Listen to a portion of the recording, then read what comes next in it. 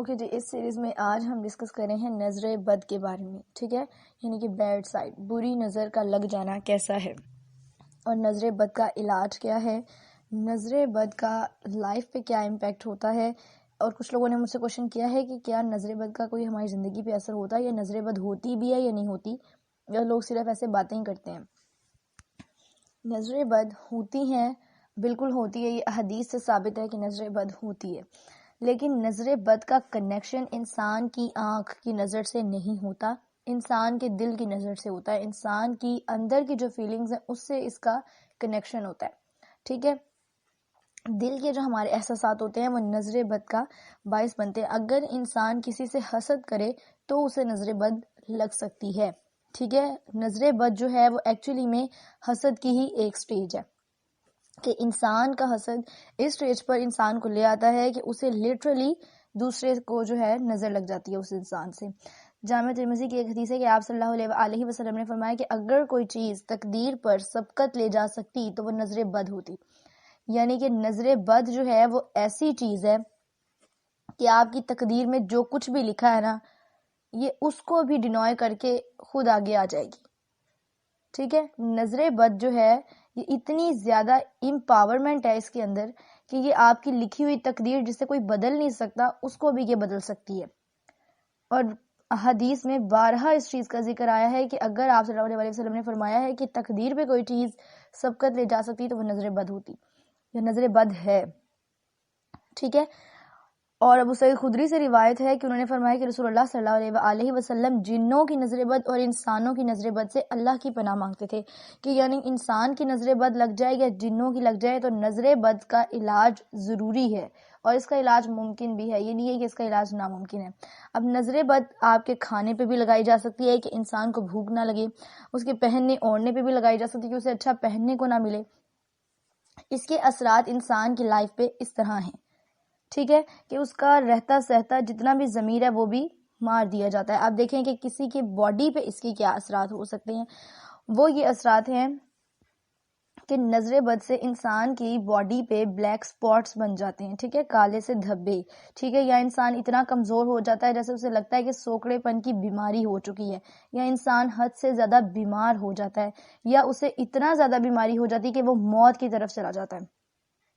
تو یہ نظر بد کے اثرات ہیں جو انسان کی لائف پہ اپلائی ہو سکتے ہیں. نظر بد جو ہے وہ انسان کو قبر تک لے جاتی ہے، بیماریوں میں مبتلا رکھتی ہے، کمزوری کا شکار کر دیتی ہے. تو یہ سب چیزیں نظر بد سے ریلیٹڈ ہیں.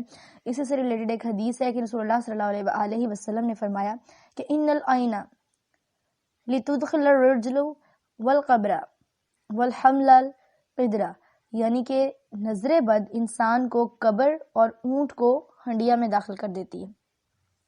یعنی کہ اگر اونٹ کو لگ جائے تو اس کی بھی موت ہے، اسے لوگ پکا لیتے ہیں، اتنی زیادہ اس کو ذبح کر دیا جاتا ہے. اور جو انسان ہے اس کی موت آ جاتی ہے، اسے قبر میں دفن کر دیا جاتا ہے. تو نظر بد کے اتنے زیادہ برے اثرات ہیں انسان کی لائف میں. تو اگر آپ کے گھر میں کسی بھی بچے کو یا بڑے کو اس کی باڈی پہ بلیک سپاٹس بن جائیں، یا اس کی کوئی ایسی بیماری ہو جو بالکل ختم نہ ہو رہی ہو، تو کائنڈلی اس کو نظر بد سے بچانے کا علاج کروائیں. ٹھیک ہے، بری نظر کا علاج جو ہے وہ ممکن ہے. ٹھیک ہے، ناممکن نہیں ہے، ممکن ہے. یہ کوئی بیماری نہیں ہے، یہ ایک احساس ہے. ٹھیک ہے، جو دوسرے انسان کو مٹی میں دبا دینے کے بالکل معنی ہے، یعنی کہ کر سکتا ہے، دوسرے انسان کو قبر تک اتار سکتا ہے. ٹھیک ہے، اسی طرح ایک مجھ سے کوشچن کیا گیا کہ کیا صرف نظر بد بچوں کو لگتی ہے یا بڑوں کو بھی لگ جاتی ہے. نظر بد لگنے کے لیے کوئی ایج کی ریسٹرکشن نہیں ہے. ٹھیک ہے، یہ کسی بھی ایج میں انسان کو لگ سکتی ہے. اس کے لیے کوئی یہ نہیں ہے کہ آپ بچے ہوں تو بچہ رو رہا ہے تو اس کا مطلب اسے نظر لگ گئی ہے، اور لڑکی جو ہے وہ ہنس رہی تھی تو اس کو باہر گھومتی پھرتی، وہ ریڈی ہوئی ہوئی تھی، اچھی لگ رہی تھی، نظر لگ گئی. اس طرح نہیں ہوتا. نظر جو ہے وہ کسی بھی انسان کی اتنی زیادہ امپاور ہو سکتی ہے کہ وہ دوسرے کو لگ جائے. ٹھیک ہے، بخاری کی ایک حدیث ہے کہ ام سلمہ رضی اللہ عنہما روایت کرتی ہیں کہ نبی کریم صلی اللہ علیہ وسلم نے ایک لڑکی دیکھی جس کے چہرے پر کالے دھبے پڑ گئے تھے. آپ صلی اللہ علیہ وسلم نے فرمایا کہ اس پہ دم کروا دو اور اسے نظر بد لگ گئی ہے. یعنی کہ نظر بد کا اب علاج دم کروانا جو ہے، مجھ سے کسی نے پوچھا کہ جائز ہے یا نہیں، یہ بالکل جائز ہے، اور اس حدیث سے آپ کو یہ بات پتہ چل گئی ہوگی کہ دم نظر بد کے لیے سب سے زیادہ مؤثر ہے۔ رسول اللہ صلی اللہ علیہ وآلہ وسلم جو ہے وہ دم ریکمینڈ کرتے تھے۔ حضرت عائشہ رضی اللہ عنہما سے بھی روایت ہے کہ رسول اللہ صلی اللہ علیہ وسلم مجھے نظر بد سے دم کروانے کا حکم دیتے تھے، ٹھیک ہے۔ تو اسی طرح رسول اللہ صلی اللہ علیہ وسلم نے حضرت انس سے روایت ہے کہ فرمایا کہ بخار پہلو کے پھوڑے، یعنی کہ جو آپ کی ریبز ہیں، ان کے ایک سائڈ سے ایک ایسا عجیب قسم کا دانہ نما سٹرکچر جو ہے وہ ڈیولپ ہو جاتا ہے، جس کو پہلو کا پھوڑا ادھر لکھا ہوا ہے اس کے لیے، ٹھیک ہے۔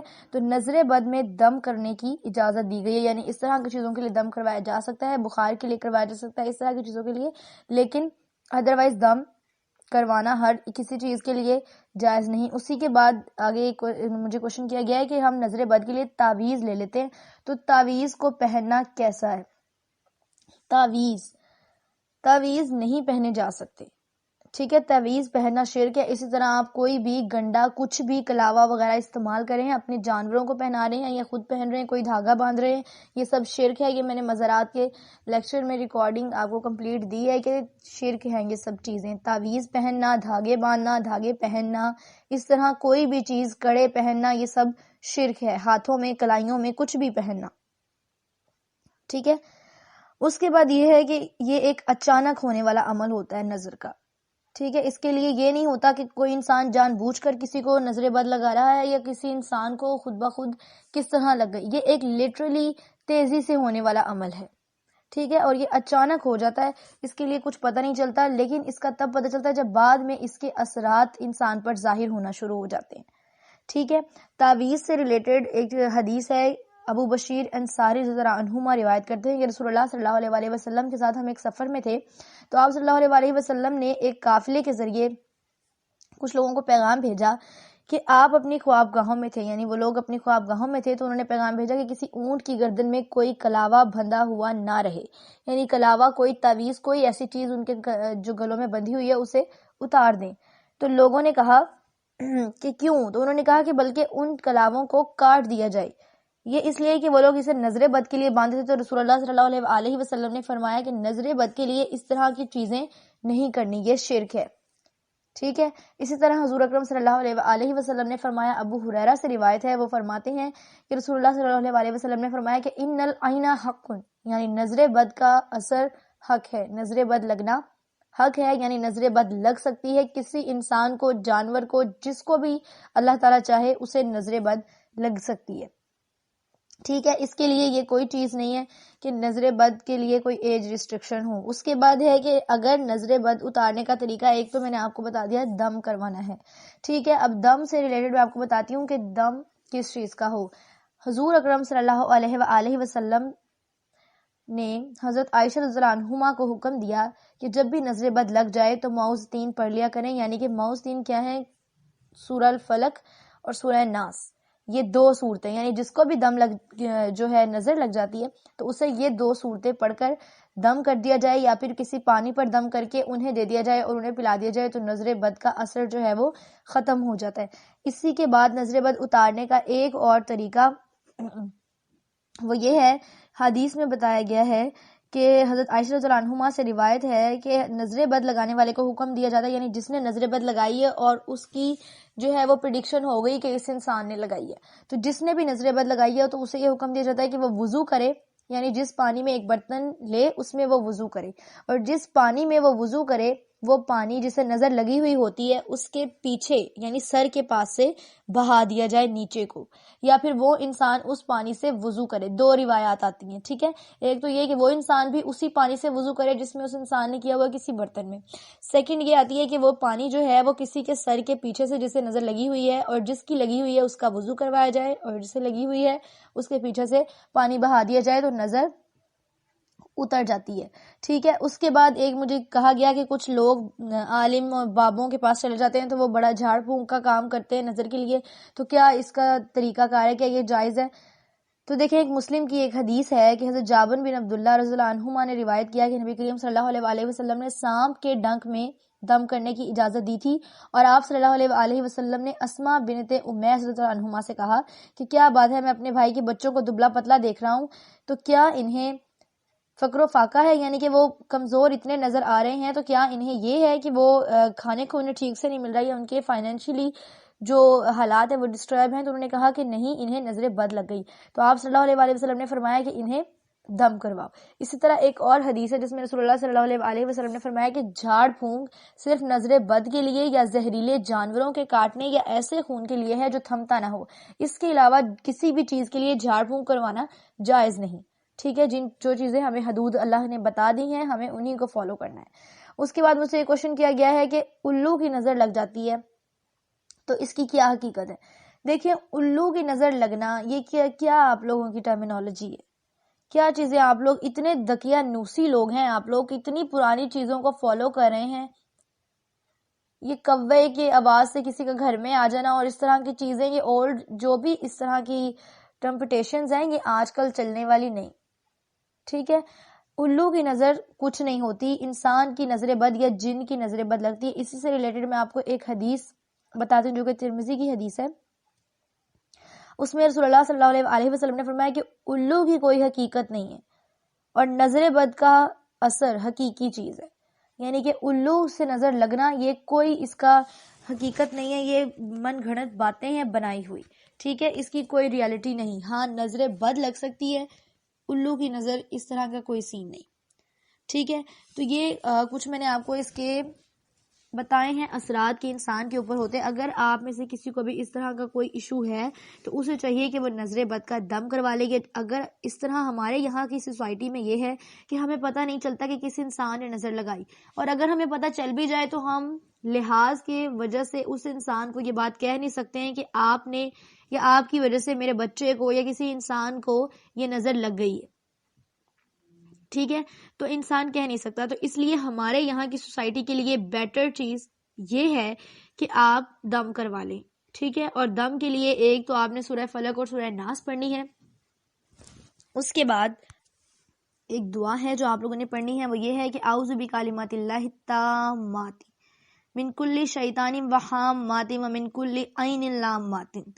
یعنی کہ اے اللہ، میں پناہ میں ہوں یا میں پناہ لیتا ہوں اللہ کی پورے کلمات کی، اللہ کے تمام کلمات کی، ہر شیطان اور ہر زہریلے جانور کی برائی سے اور ہر نظر لگانے والے کی آنکھ سے.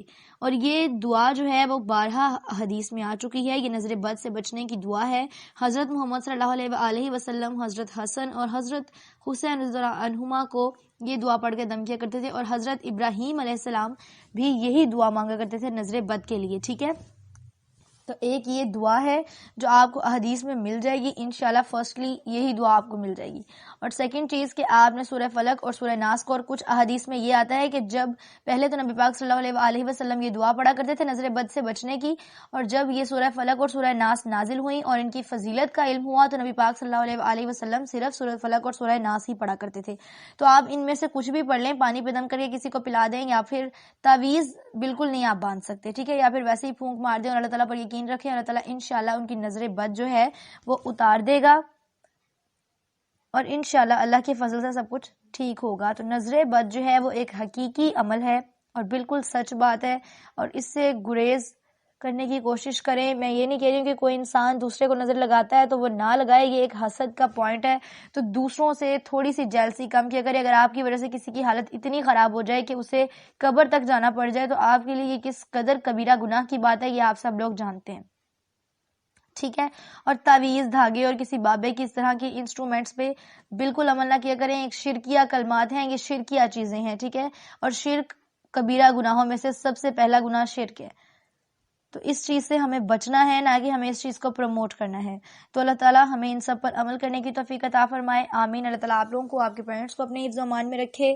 جزاکم اللہ خیرا کثیرا. السلام علیکم ورحمۃ اللہ وبرکاتہ.